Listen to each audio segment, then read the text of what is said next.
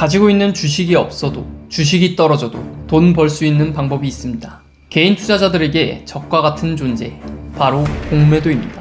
오늘은 이 공매도가 무엇인지, 어떻게 투자하는 건지, 그리고 공매도는 왜 인식이 좋지 않은지 하나하나 알아보도록 하겠습니다. 우선 개념 먼저 알아보겠습니다. 공매도는 주식을 빌려서 미리 팔고 나중에 다시 사서 갚는 투자법입니다. 주가가 떨어져야 이익을 보는 구조죠.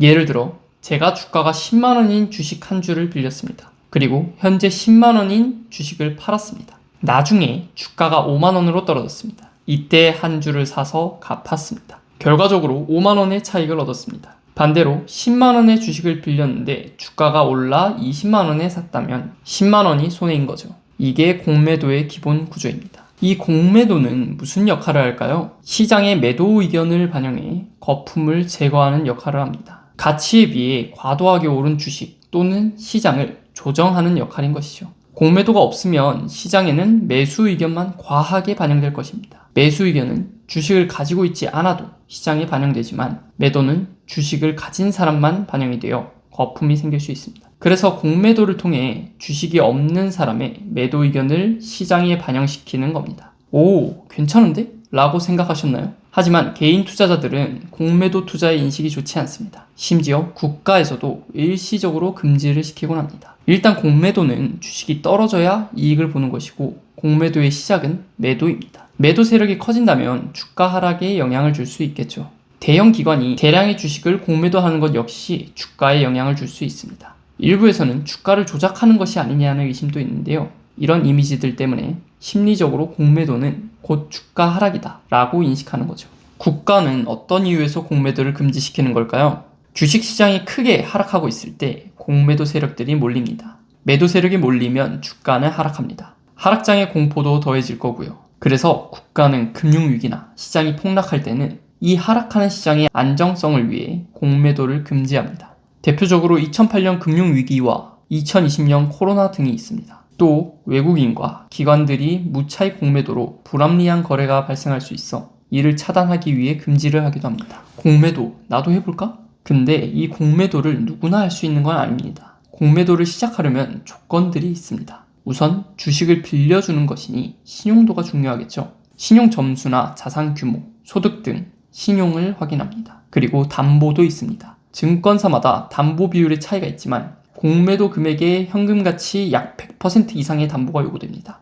예를 들면 공매도 금액이 1000만원이고 담보 비율이 100%라면 최소 담보 1000만원 이상을 담보로 내야 하는 겁니다. 또 증권사에서는 매일매일 담보가 충분히 유지되고 있는가를 봅니다. 만약 주가가 올라갔다면 담보 비율을 올려야 하는 거죠. 담보가 부족하면 어떻게 되나요? 정해진 기간 안에 추가 담보를 못 넣으면 증권사에서는 강제 청산이 이루어집니다. 공매도를 하기 위해선 사전 교육도 듣고 모의 투자도 일정 기간 진행해야 합니다. 모든 종목을 공매도를 할 수 있는 것도 아닙니다. 공매도 허용 종목들이 따로 정해져 있고 공매도를 할 수 있는 물량이 존재해야만 가능합니다. 개인 투자자들이 접근하기에 걸림돌이 하나 더 있습니다. 그건 바로 비용인데요. 주식을 빌리면 이자가 발생합니다. 빌린 금액이 클수록 기간이 길어질수록 종목이 귀할수록 이자 비용이 커집니다. 주식을 살 때와 팔 때 수수료도 있고 팔았을 때 세금은 또 따로 있습니다. 그리고 주식에 배당금이 있다면 배당금도 지불해야 합니다. 빌린 주식이기 때문이죠.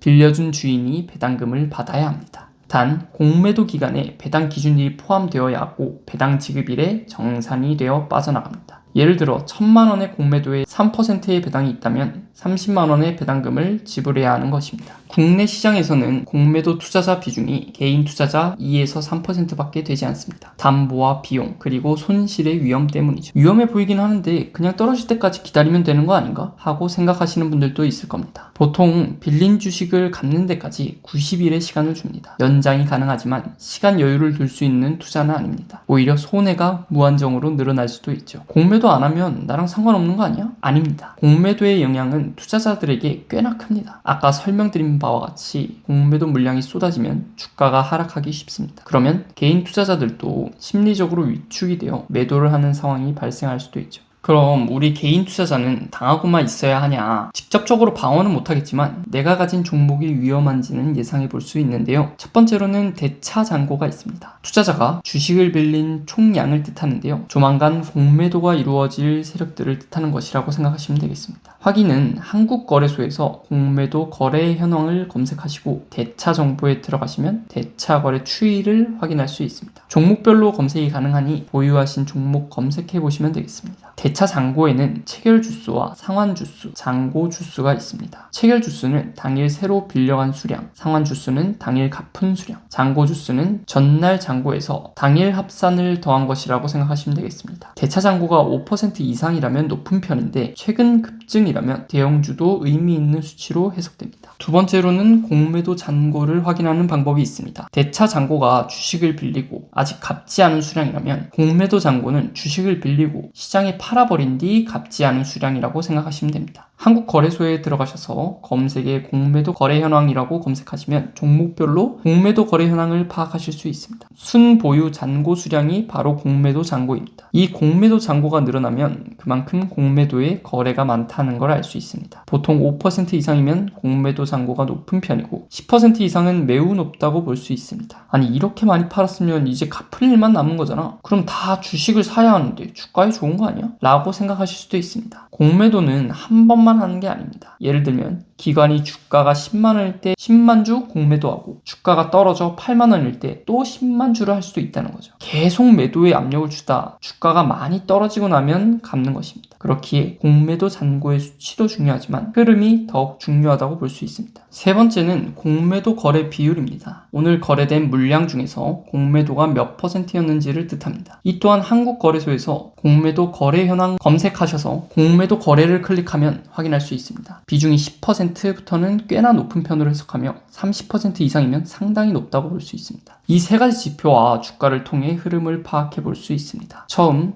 대차 잔고가 증가하면 기관이 주식을 빌리기 시작했다고 생각할 수 있고 공매도 거래 비율도 증가한다면 실제로 공매도가 시작된다고 생각해 볼 수 있습니다. 그리고 공매도 잔고가 증가한다면 기관이 하락을 확신한다고 생각해 볼 수도 있는 거죠. 주가가 하락한다면 이 세 가지 지표의 힘이 더해집니다. 만약 주가가 오르고 이 세 가지 지표가 모두 오른 추세라면 매수세가 더 강하고 공매도 세력이 손실을 줄이려 공매도를 갚는 것이라고 해석해 볼 수도 있지만 공매도의 타겟이 될 수도 있으니 흐름 파악이 중요합니다. 주가가 오르고 세 가지 지표가 내려가는 상황이라면 공매도를 갚는 매수 세력이 더해지는 것일 수도 있는 거죠. 기관의 입장에서 이 세 가지 지표를 생각해 보시면 해석하기가 조금 더 수월할 거라 생각합니다. 내가 가진 주식이 공매도의 타겟이 아닌지 또는 공매도의 영향을 받고 있는 것인지 파악해 보는 것도 좋은 공부가 될 것입니다. 자, 오늘은 공매도의 개념, 투자하려면 어떤 과정이 있는지 그리고 공매도 세력을 확인하기 위한 세 가지 지표까지 알아보았는데요. 공매도도 좋은 역할이 있지만 대부분 안 좋은 이미지로 비춰집니다. 그러나 이 공매도를 활용하거나 공부를 해본다면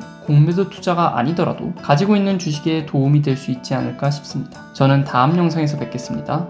영상 끝까지 시청해주셔서 감사합니다.